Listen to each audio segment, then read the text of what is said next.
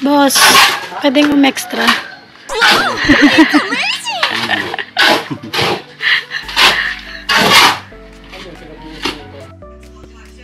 So, hi guys! So, ito na nga ang aming construction update sa aming bahay part 2.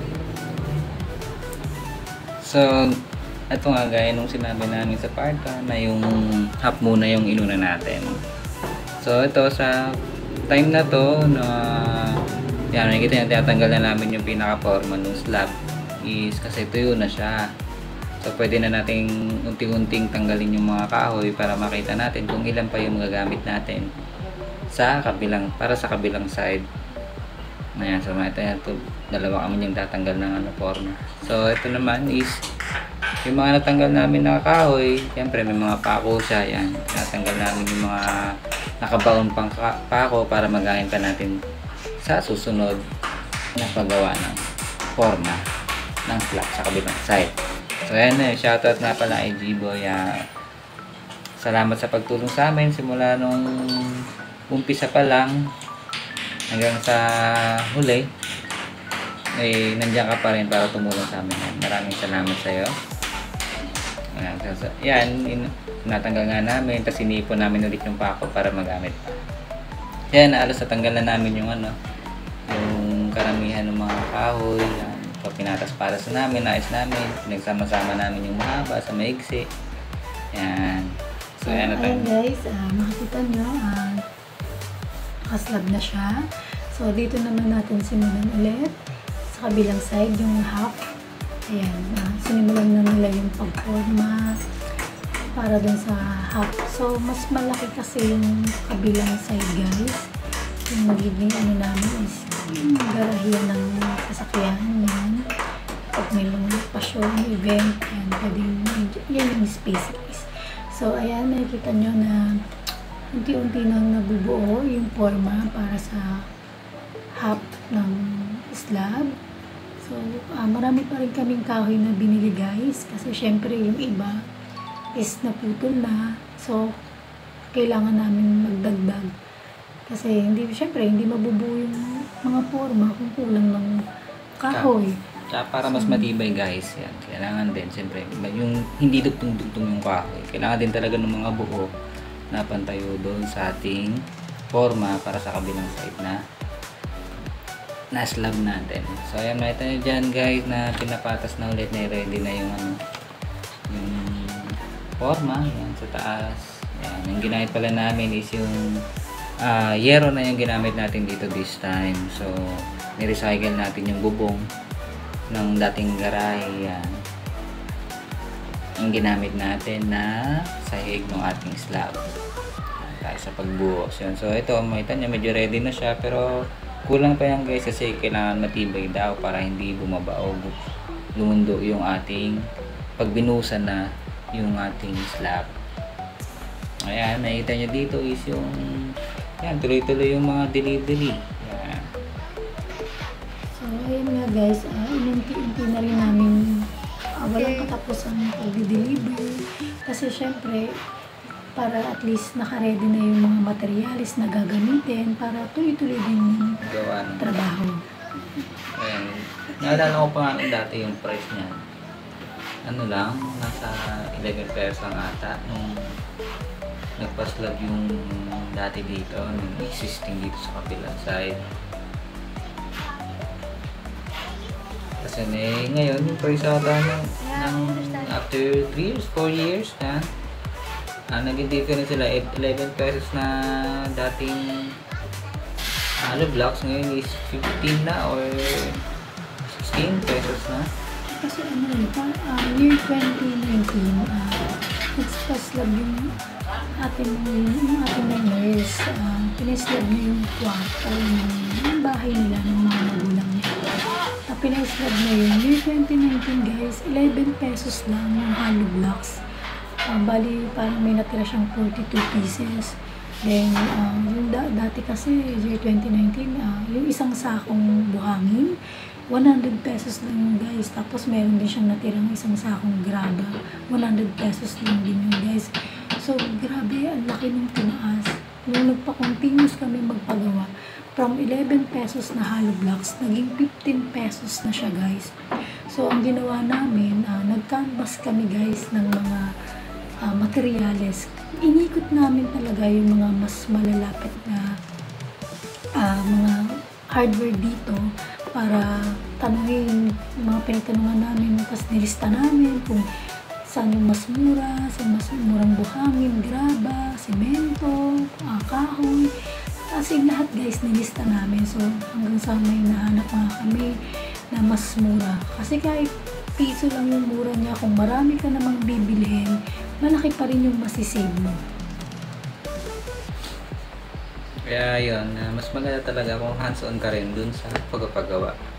Para at least ikaw yung pipili nung supplier mo para dun sa pagtayo ng bahay mo. So dito guys, sa video na to is medyo matibay-tibay na siya.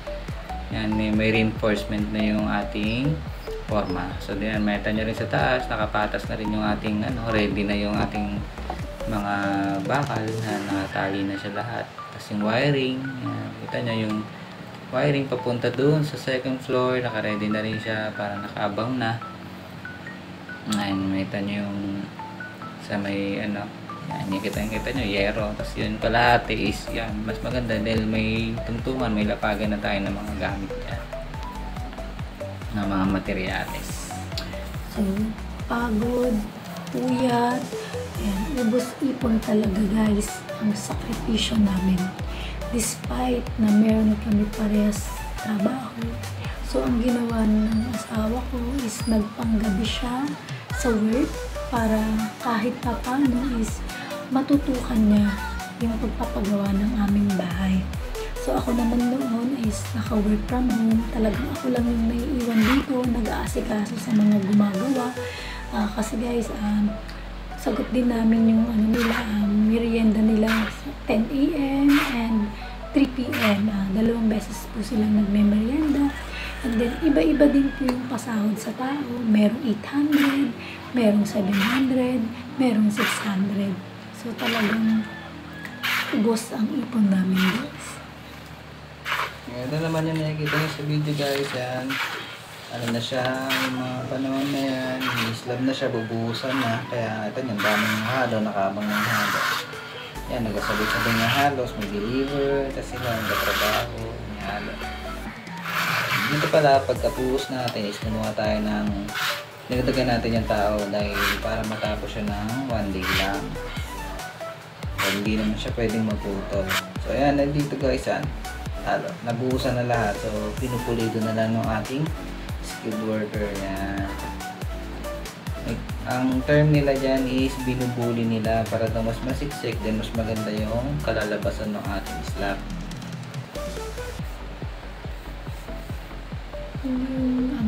Kailangan siyang bulihin kasi para hindi magkaroon ng bitak-bitak. So guys, syempre hindi naman kami talaga marunong pagdating sa ganyang construction. So, bago kami magpatayo is nag-search muna kami ng mga, siguro mga basic lang naman yung alam namin guys. Dahil hindi naman din namin alam yan. So, kinailangan din namin ng tulong ng mga magulang kung ano bang dapat gawin dito, ano ba dapat ang sukat nito, ano bang dapat ang maging forma nito. Lahat guys is nagtanong kami sa mga magulang and then nag-search kami.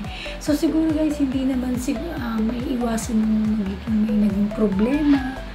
And kasama siguro yan sa stress, lalo pagka magpapagawa ka ng bahay. So yan, salamat din kami dun sa mga gumawa ng ating bahay dahil talagang skilled sila. Dahil sinasabi nila kung ano yung mga kailangan natin gawin.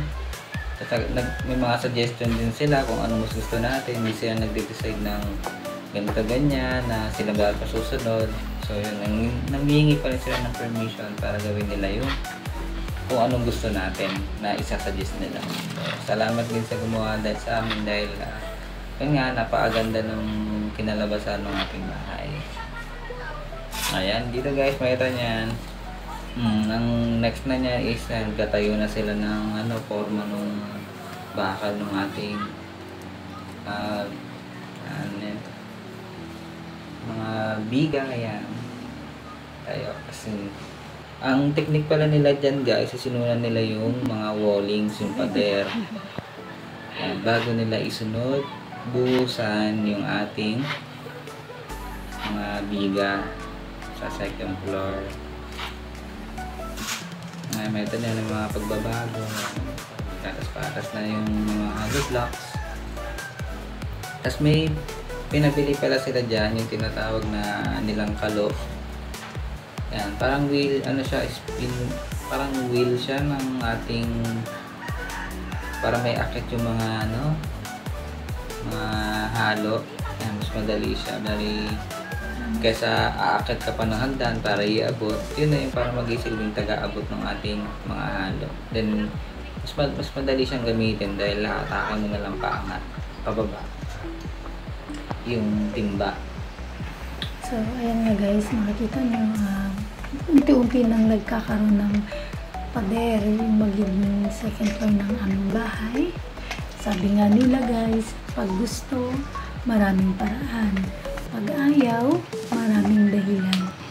Despite na maaga kaming nag-asawa guys, nagtulungan kaming mag-asawa para matustusan ang mga gastusin ng aming mga anak, ng aming pamilya.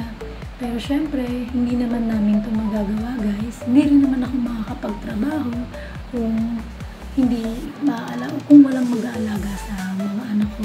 So, syempre, napakalaking pasasalamat sa aking mga biyanay sapagkat nakapagtrabaho ako dahil inaalagaan nila ang aming mga anak. So ayun nga guys, shinare din namin to para maging aral na rin sa mga kabataan na hindi madaling ang pag-aasawa ng maaga, lalo na kung wala kang sariling bahay.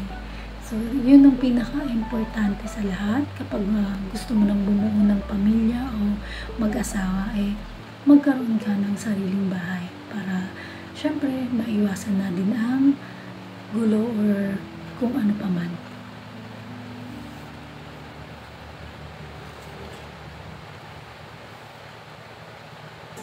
So ito nga yung update natin yan, mga side by side na tinatayo na nila yung mga hollow blocks. Yan, ito niya yung mga techniques, inalagay nila inalagay nila ng bakal, tinatalian nila para mas tumibay yung pader. Yan, so panoorin natin guys yung paano nila gawin ito guys.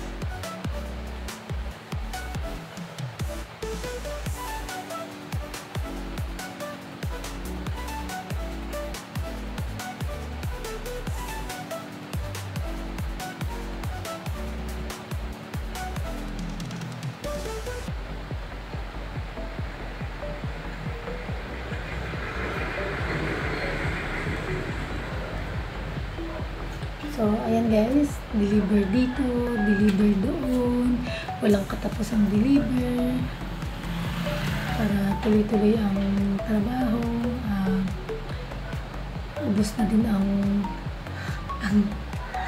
budget, pero sige, kaya yan, hanggang sa matayo itong aming bahay, at syempre, kung mag-aasawa ka naman kasi ang pinaka-importante talaga is magkaroon ng sariling bahay. So, ayan na nga guys.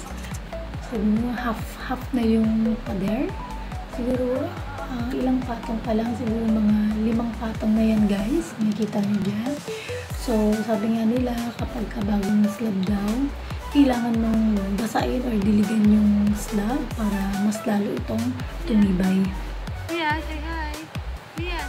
Kaya sa isang araw guys, bali 2 beses ang mas magandang gawin. Umaga at hapon. So guys, see you all na lang sa meron pa tong part 3 dahil mahaba tong ating mga video. Yan, para makita nyo kung anong kinalabasan natin ba.